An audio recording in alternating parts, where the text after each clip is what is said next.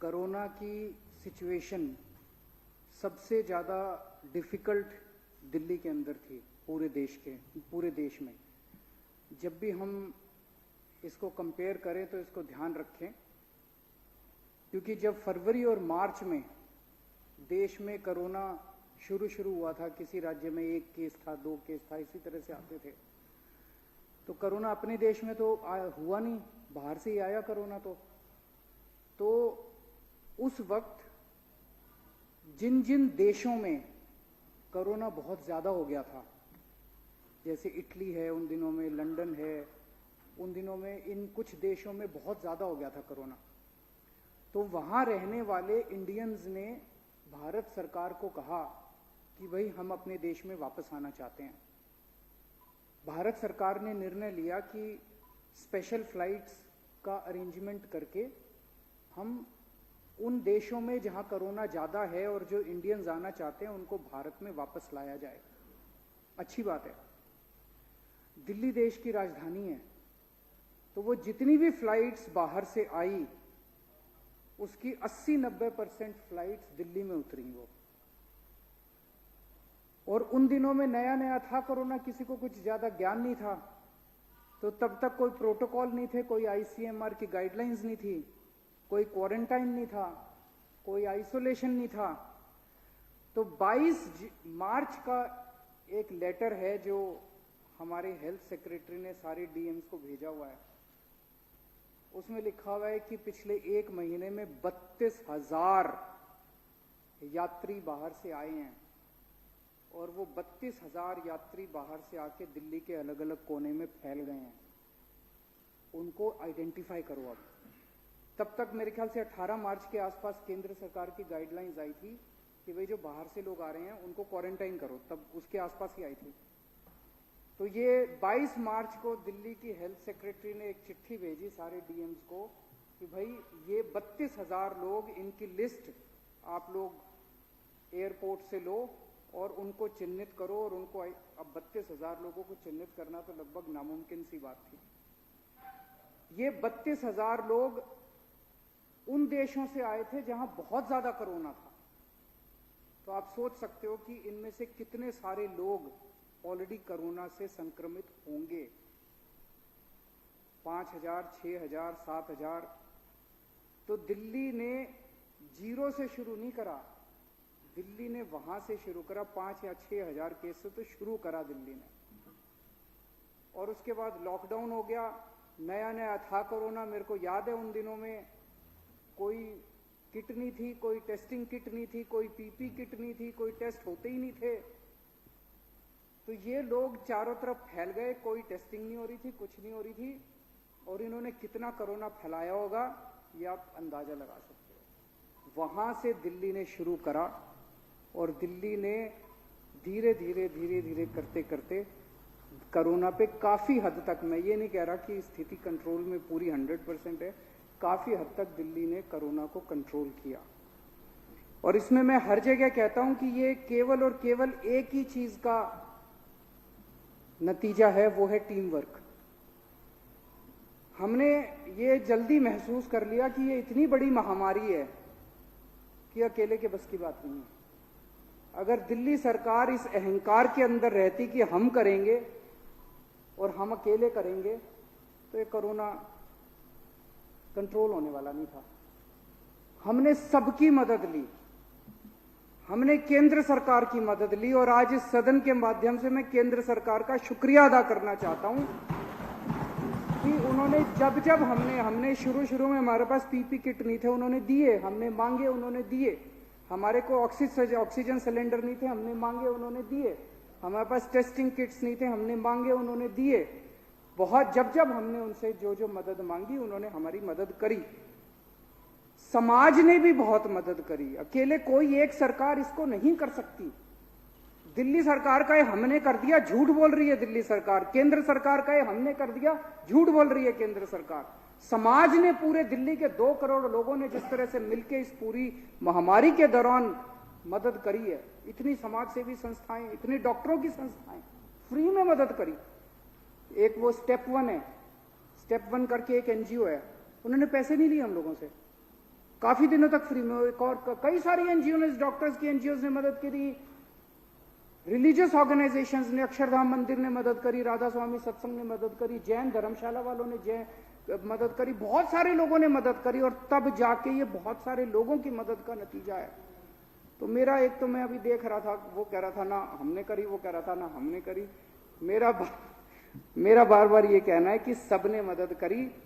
हमारी एक कमजोरी है अध्यक्ष महोदय, आम आदमी पार्टी में, हमको राजनीति करनी नहीं आती, और ये कमजोरी हमारी इस वक्त सबसे बड़ी ताकत बन गई कि हमें राजनीति करनी नहीं आती। तो कोई कहता था केजरीवाल झूठ बोल रहा है, इसने ठीक कर दिया दिल्ली को, हम कहते थे हाँ जी उसी ने कर दिया। कोई कहता था नहीं इसने कर दिया, हम कहते थे हाँ जी उसने। मैंने कहा जी सारा क्रेडिट सबका, जिम्मेदारी सारी मेरी।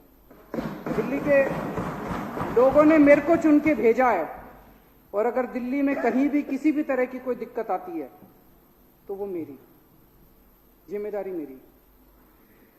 आज दिल्ली मॉडल की चर्चा पूरे देश में और पूरी दुनिया में हो रही है।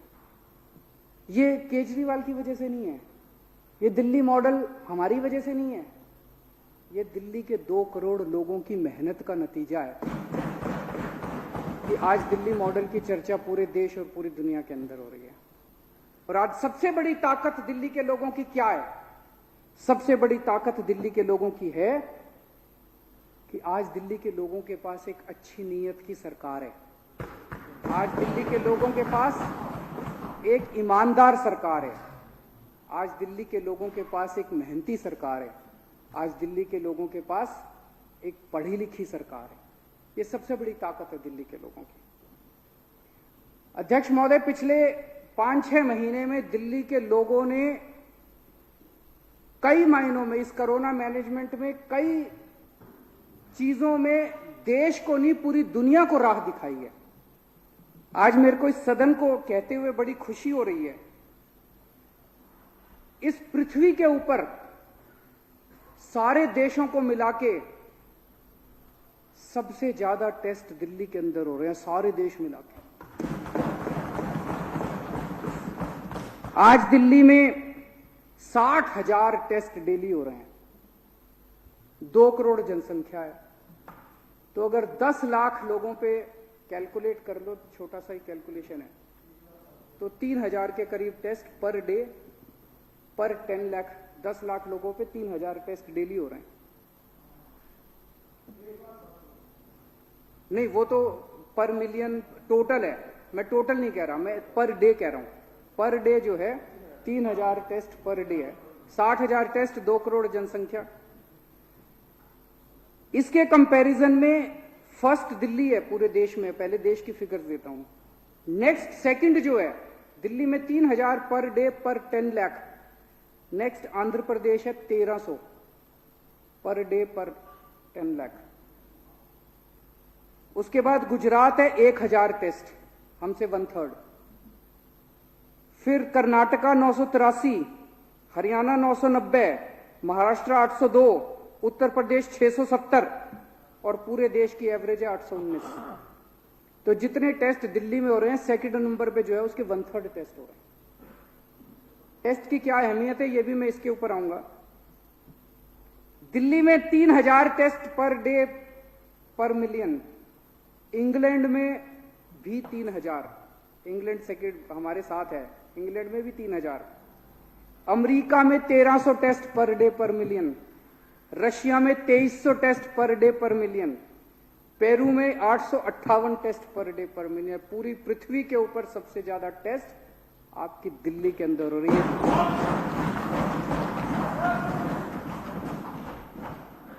अब तक हम 21 लाख लोगों के टेस्ट कर चुके हैं। 11% दिल्ली की आबादी का टेस्ट कर चुके हैं। पूरी दुनिया के अंदर ऐसा कोई देश नहीं है, कोई शहर नहीं है जिसने अपनी पूरी पॉपुलेशन का 10% लोगों का टेस्ट कर लिया हो। अभी विजेंद्र गुप्ता जी ने, मेरे भाई हैं, उन्होंने कहा कि वहाँ फलानी जगह कहीं टेस्ट की कोई, मेरे विपक्ष के और हमारे सबके से विनती है, मैं ये नहीं कह रहा कि दिल्ली के अंदर कोरोना 100% मैनेजमेंट सही हो रहा है। हमारी 100 गलतियां हैं, उन गलतियों को हम सबको मिलके ठीक करना है।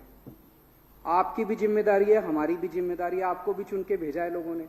तो कहीं दिल्ली के अंदर हमारी कोई कमी नजर आए, आप सीधे मेरे को फोन कर दो, सीधे सतेंद्र जैन को फोन कर दो, उसको ठीक करेंगे, हम मिलके ठीक करेंगे।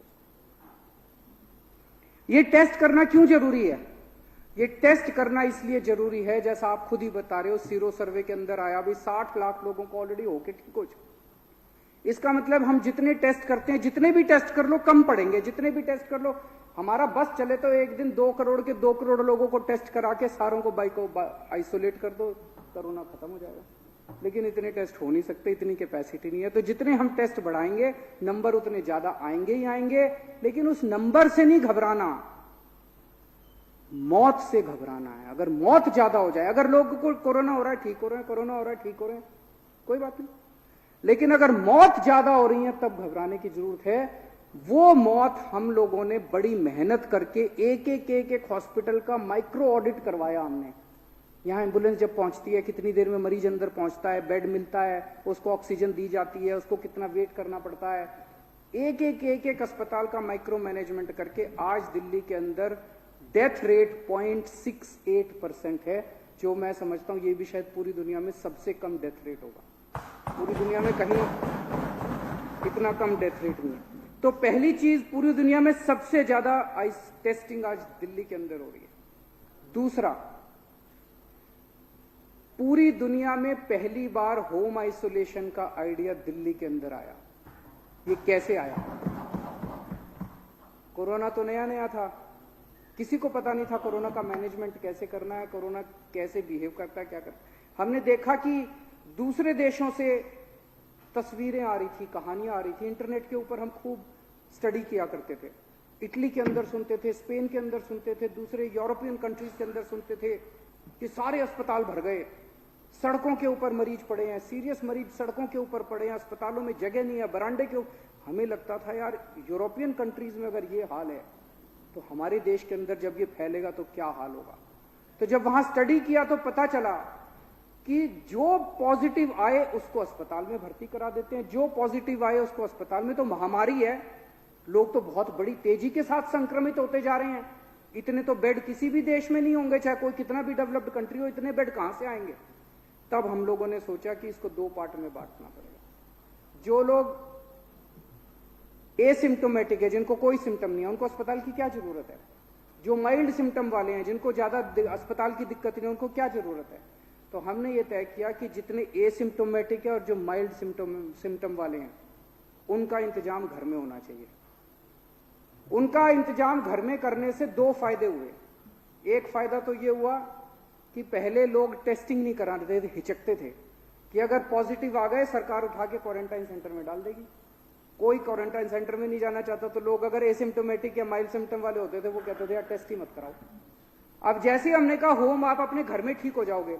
और इसका सबसे बड़ा उदाहरण था, बचपन में कहते थे ना माता हो गई, माता होती थी, कहते थे ना माता हो गई। तो माता होती थी घर में, मम्मी जो है वो एक अलग कमरे में कर देती थी सारा इंतजाम। माता भी बड़ा संक्रमित बीमारी होती थी। तो अगर घर के अंदर पता चल जाए तो घर वाले बड़ा अच्छा इंतजाम करते हैं अपने उसका, आइसोलेशन वगैरह का सारा। कुछ लोग कहते हैं घर के अंदर सबको फैल जाएगा, सबको नहीं फैलेगा, बाहर फैलेगा सबको। अस्पताल वाले उतना अच्छा इंतजाम नहीं करेंगे जितना घर वाले अपना अच्छा इंतजाम कर देते हैं। तो उससे हमने करके इनका इंतजाम करा। रोज सुबह शाम डॉक्टर फोन करता है, उनसे पूछता है कि भाई हाँ ठीक ठाक हो, टेम्परेचर कितना है, ऑक्सीजन कितनी है, ऑक्सीमीटर उनको दिया। और उनके आज मैं आपको डेटा देना चाहता हूं, अभी तक 1,15,254 लोगों का हम घर पे इलाज कर चुके हैं। 1,15,254। इनमें से 16,568 लोग अभी फिलहाल होम आइसोलेशन में हैं और 96,288 लोग ठीक हो चुके हैं घर में। 1,15,254 में से आप सोचिए डेथ कितने लोगों को हुई है? मात्र 30 लोगों की। 1.25 लाख लोगों में से मात्र 30 लोगों की होम आइसोलेशन में डेथ हुई है। ये फिगर आती है 0.03%। शायद पूरी दुनिया के अंदर इतनी लो डेथ रेट कहीं नहीं होगी। इतना सक्सेसफुल होम आइसोलेशन प्रोग्राम है। और अब इस होम आइसोलेशन प्रोग्राम की पूरी दुनिया के अंदर चर्चा हो रही है। और बहुत सारे देश अब दिल्ली के, वो जैसे इन्होंने संजीव झा ने बताया, कोरिया के एम्बेसडर ने कहा कि दिल्ली का होम आइसोलेशन मॉडल पूरी दुनिया को स्टडी करने के लिए है। तीसरी चीज जो हमने करी उसका जिक्र कम होता है, लेकिन मेरे को ये लगता है कि कोरोना वॉरियर्स को हमने एक कॉन्फिडेंस दिया कि सारी सरकार तुम्हारे साथ खड़ी है, सारा देश तुम्हारे साथ खड़ा है, आप मेहनत कर रहे हो, हम आपकी मेहनत को सलाम करते हैं, आप लोग अपने जीवन को संकट में डाल रहे हो, हम उसको सलाम करते हैं। अगर भगवान ना करे, खुदा ना करे, कल को आपको कुछ हो गया तो आपको 1 करोड़ रुपए की सहायता राशि सरकार देगी। जब ये अनाउंस करा तो डॉक्टर्स को, नर्सेज को, इन सब लोगों को एक कॉन्फिडेंस बना कि सरकार हमारे साथ खड़ी है। उनको ये लगा कि भगवान ना करे कल कुछ हो गया तो हमारा इंतजाम करने के लिए सरकार खड़ी है। ये 1 करोड़ राशि भी मुझे नहीं लगता पूरी दुनिया के अंदर किसी भी देश ने या किसी भी राज्य ने ऐसा किया होगा। और जैसा भी चर्चा हो रही थी, प्लाज्मा थेरेपी, अप्रैल और मई के महीने में हमने ट्रायल करने चालू किए थे पूरी दुनिया के अंदर। कहीं इसका मैंने एक आर्टिकल पढ़ा था कि चाइना के अंदर प्लाज्मा थेरेपी ट्राई की गई। तब हम लोगों ने इसके बारे में चर्चा करी, हमने केंद्र सरकार से परमिशन मांगी, हमें फेज 1, फिर फेज 2 और फिर फेज 3 की परमिशन मिली। हमने ट्रायल्स किए, अप्रैल और मई के महीने में हमने ट्रायल किए। और मुझे बहुत खुशी है कि 2 जुलाई 2020 को दुनिया का पहला प्लाज्मा बैंक ILBS में सेटअप किया गया और उसके बाद दूसरा प्लाज्मा बैंक LNJP में। तो हमने ट्रायल के दौरान ही इलाज करना तो अप्रैल मई से ही शुरू कर दिया था, प्लाज्मा का इलाज करना। जो ट्रायल की हमें परमिशन थोड़ी थोड़ी मिलती गई, लेकिन 2 जुलाई को हमें पहला वो मिला। और मुझे बेहद खुशी है कि हमने जो काम अप्रैल, मई, जून, जुलाई में शुरू कर दिया था, 19 अगस्त को अमेरिका के राष्ट्रपति प्रेसिडेंट ट्रंप ने ऐलान किया कि अब अमेरिका भी प्लाज्मा थेरेपी लागू करेगा। अभी तक अध्यक्ष महोदय 1965 लोगों को दिल्ली में प्लाज्मा दिया जा चुका, 1965 लोगों की जान बचाई जा चुकी है प्लाज्मा थेरेपी करके। मुझे बेहद खुशी है कि दिल्ली के लोगों को इस टाइम पूरे देश के, अपने देशवासियों का, बहनों भाइयों की सेवा करने का मौका मिल रहा है। आज दिल्ली के अस्पतालों, पूरे देश के अंदर लोगों को अगर भरोसा है तो दिल्ली के अस्पतालों के ऊपर भरोसा है। पूरे देश भर से, सरकारी अस्पतालों में भी और प्राइवेट अस्पतालों में भी, राजस्थान से लोग आ रहे हैं, मध्य प्रदेश से लोग आ रहे हैं, उत्तर प्रदेश से लोग आ रहे हैं, झारखंड से लोग आ रहे हैं, बिहार से लोग आ रहे हैं, पंजाब से लोग आ रहे हैं। और 26 जुलाई के बाद का डेटा है मेरे पास, अभी तक हम 5264 दिल्ली के बाहर के मरीजों का इलाज कर चुके हैं। दिल्ली को इस बात का फक्र है कि हम लोग अपने पूरे देशवासियों का इस टाइम सेवा कर रहे हैं, सबका हम इलाज कर रहे हैं। लेकिन मैं ये भी उम्मीद करता हूं कि ये कोरोना महामारी हम लोगों को एक सीख देगी। आज दिल्ली ने इतनी जल्दी टर्न अराउंड करा क्योंकि हमने 5 साल के अंदर दिल्ली के स्वास्थ्य के सेक्टर में इतना इन्वेस्ट किया था। कुछ लोग कहते हैं, अरविंद जी आप तो कहते हो हमने दिल्ली में अस्पताल ठीक कर दिए थे, फिर जून के महीने में आपके बेड की कमी क्यों हो गई फलान। दिल्ली, कोरोना की महामारी एक स्पेशल किस्म का इलाज मांगती है। जैसे हमारा LNJP हॉस्पिटल में हार्ट की भी इलाज होता है, न्यूरो का भी इलाज होता है, इसका भी इलाज होता है, तो अलग अलग डिपार्टमेंट है। कोरोना वाले में तो केवल ऑक्सीजन चाहिए, तो अब सारे डिपार्टमेंट खत्म करके सारे बेड्स को ऑक्सीजन बेड्स में कन्वर्ट करना पड़ा। सारे आईसीयूज को खत्म करके सारे आईसीयूज को केवल और केवल कोरोना के लिए। वो टर्न अराउंड इसलिए पॉसिबल हुआ क्योंकि हमारे पास बेसिक इंफ्रास्ट्रक्चर मौजूद था। तो वो टर्न अराउंड करके हमने दिल्ली के अस्पतालों को तुरंत टर्न अराउंड किया और उनको उसमें कन्वर्ट किया। तो आज मैं उम्मीद करता हूं कि कोरोना की महामारी से सीख लेके, जैसे दिल्ली ने 5 साल के अंदर हेल्थ इंफ्रास्ट्रक्चर में इतना इन्वेस्ट किया है, बाकी देश की राज्य सरकारें भी अपने अपने राज्य के अंदर हेल्थ के अंदर इन्वेस्ट करेंगी, ताकि उनकी लोगों को अपना इलाज कराने के लिए दिल्ली आने की जरूरत, इतनी दूर आने की जरूरत ना पड़े। अध्यक्ष महोदय, इस टाइम ये बहुत बड़ी महामारी है और जैसा मैंने कहा कि अकेले कोई सरकार नहीं लड़ सकती, समाज को साथ आना पड़ेगा। आम आदमी पार्टी केवल चुनाव लड़ने के लिए नहीं बनी थी, आम आदमी पार्टी सत्ता के लिए नहीं बनी, आम आदमी पार्टी देश के लिए बनी है। आम आदमी पार्टी का एक एक कार्यकर्ता की एक एक सांस देश के लिए है। आम आदमी पार्टी का एक एक कार्यकर्ता, उसकी एक एक सांस, उसकी एक एक क्षण जो है वो देश के लिए समर्पित है। मैंने सभी कार्यकर्ताओं को कहा है कि इस टाइम डरो मत, अपने अपने घरों से बाहर निकलो। जो जो राज्य सरकारें, ये समय एक दूसरे के ऊपर आरोप प्रत्यारोप का नहीं है, सारी राज्य सरकारें अच्छा काम कर रही हैं, केंद्र सरकार अच्छा काम कर रही है, हमें किसी को क्रिटिसाइज नहीं करना। और हर राज्य के अंदर ऑक्सीमीटर उठा लो और ऑक्सीमीटर लेके घर घर जाके चेकिंग करो। जिसकी ऑक्सीजन, जैसे इन्होंने बताया, अगर इनके घर में ऑक्सीमीटर नहीं होता, इनकी तब तक टेस्टिंग नहीं हुई थी, हो सकता है उस रात इनके साथ कुछ अनहोनी ना हो जाती। ये तो ऑक्सीमीटर था, इन्होंने चेक कर लिया, पता चला 90 से कम थी ऑक्सीजन।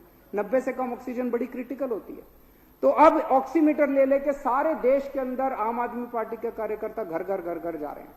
अगर किसी की ऑक्सीजन कम हो तो उसको अस्पताल ले जाके उसको ऑक्सीजन दिलाने में मदद कर रहे हैं। ये भी मुझे लगता है, जो ऑक्सीमीटर का कोई कह रहा था, जिस स्केल के ऊपर ऑक्सीमीटर का कैंपेन चल रहा है, ये तो आम आदमी पार्टी का नाम गिनीज बुक के अंदर आना चाहिए। इतने बड़े स्तर के ऊपर ऑक्सीमीटर का कैंपेन शायद किसी ने नहीं किया होगा इस पृथ्वी के ऊपर। तो अध्यक्ष महोदय, ये समय बड़ा कठिन समय है। मानव जाति के इतिहास में इतनी बड़ी महामारी कभी नहीं आई। बस एक ही चीज ध्यान रखनी है, इस वक्त सारी राजनीति परे करके सबको मिलके संगठित होके इंसानियत के लिए काम करना है। अपनी सारी ईगो भूल के, अपनी सारा अहंकार भूल के, सारा सब कुछ भूल के सबको मिलके काम करना। बहुत बहुत शुक्रिया।